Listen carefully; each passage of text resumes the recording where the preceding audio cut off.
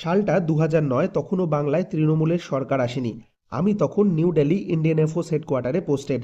Lunch ব্রেকে মাঝে মধ্যেই বেরিয়ে পড়তাম গুরদোয়ারা বাংলা সাহেব লঙ্গার খেতে। এমনই কোনো একদিন বাংলা সাহেব থেকে ফিরবো, গাড়ি পাচ্ছি না। ইউনিফর্ম পরে রাস্তার ধারে দাঁড়িয়ে সেই সময় এক ভদ্রলোক নিজের গাড়ি থামালেন। কোনো এক ব্যাংকের উচ্চ পদস্থ কর্মকর্তা আমাকে নিজের গাড়িতে অফিসে ছেড়ে দিলেন। পথে আস্তে আস্তে জানলাম উনি একজন বাঙালি।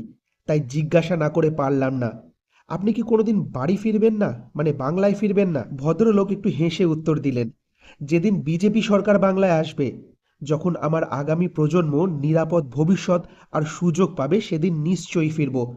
আজ এত বছর পর সেই কথাটা বারবার কানে বাজছে। তখন তো কেন্দ্রেও বিজেপি নেই।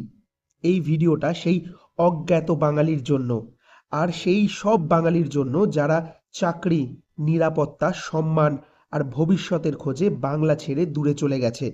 হয়তো এবার সময় এসেছে নিজের মাটিকে আবার নতুন করে গড়ার, নিজের ভবিষ্যৎকে নিজের বাংলাতেই খুঁজে নেওয়ার। এবার বাড়ি ফেরা যাক সুরক্ষিত ভবিষ্যতের আশায়।